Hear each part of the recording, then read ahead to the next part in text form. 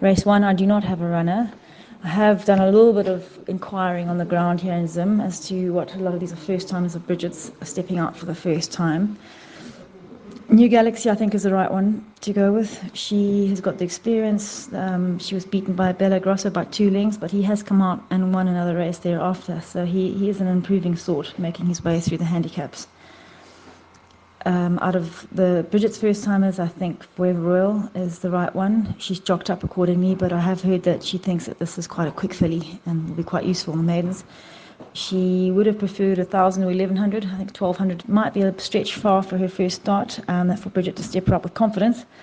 But it has got a bit of speed, this filly. So I think New Galaxy should be given a little bit of a challenge by Forever Royal. But I do think New Galaxy is the right one here. I think Simon's World still, anything happens on race day, but in his work I'm told that he's still quite green and going to need further. There's not a lot of talk for Silent Power. Emma of Normandy's form is there, and she needs to put a little bit more out the bag before she would be worth mentioning in any sort of competitiveness in a race. Race 2, I do like Bella Grosso again. I do not like backing a horse like this up. He is a sensitive character, but his last race, bear in mind, he was a 3-horse race in the end with scratchings. So I could probably gallop more horses more than what he had on that race day. So with that, I'm stepping him out with a fair amount of confidence. On collateral form of the horses that are running, I would say he's got the beating of them. Gypsy Express should give him a good run. She ran a nice race behind Borrowdale. But from what I see how Bella Grosso works with Borrowdale at home, if Borrowdale could beat Gypsy Express, I do believe Bella Grosso could do so as well. So I would follow him with a fair amount of confidence. If you do want a dark horse, Calipos has had a month off. He does run better fresh, but he is a funny little horse. He'll either run a blinder or a very average sort of race. So I do think after having a month off, he'll be out running tomorrow. And watch his betting, watch how he goes down to the start. He might cause an upset, and he's fairly good at doing that. Race 3, I think, as my horse in the race as days gone by, she's a very honest little filly, but she's got her work cut out. Her last run she needed desperately, so I'm hoping she came up for air quite badly at the line there, but she's come on from that, and I do think she'll be more competitive tomorrow. However, I do believe this race is between When Evening Comes and Captive Moon. When Evening Comes, Tom believes this is a sprinter miler. He thinks that 1,800 might be on the far side for her. Obviously, her form behind Bella Grosso is pretty good. She gave him a good run for his money in his last start.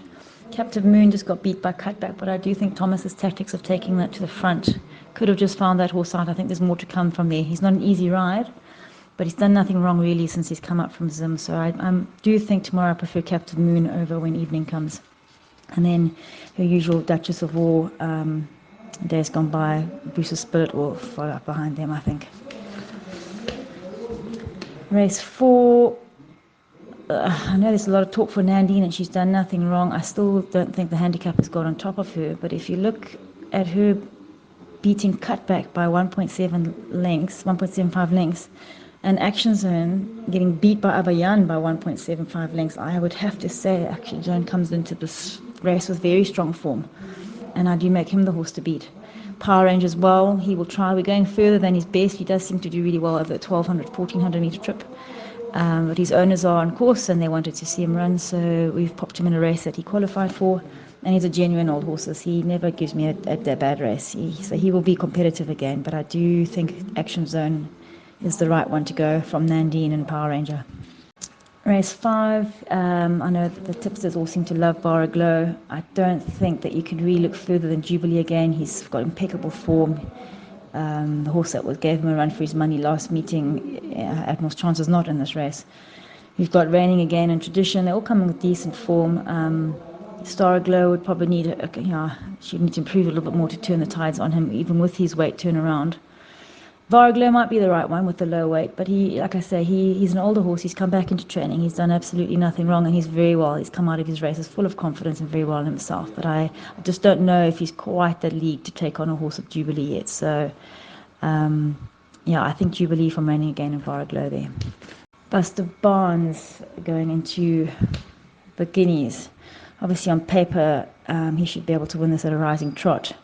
But we don't run on paper, we run on grass. The form is there, he's done everything right going into this race. I have swapped jockeys, not because I've lost faith in Jeffrey, but only because Jeffrey's off to England after this meeting, and I wanted somebody to ride him consistently through his Triple Crown campaign. So Daryl Daniels won his first start on him. He's going to ride him all through his Triple Crown campaign, and that's why he's having the ride on him tomorrow. Follow the Banner runs beautifully for Jeff, and it ran a fantastic race. First time out the maidens, and then his second start out the maidens, the pins misbehaved so badly, and the poor horse stood in there as they opened 7 times. And on the one occasion when they eventually did open, he wasn't sure he was meant to jump out, so he basically jumped out 20 lengths behind and just followed the field round. We've popped him back in the pens. He is jumping. He was 3 lengths slow the next time, and he'll definitely jump a lot better this meeting. So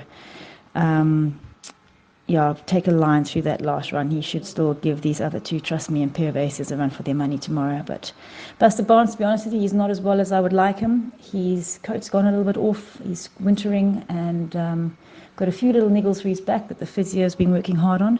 So I don't have him at his best, but I do believe he's still well enough to be very competitive, and he should be a lot stronger than the horses he's taking on tomorrow. So yeah, that's all the feedback I can give you from here in Zim. I hope you all have a great day's racing, and all the best with your punting.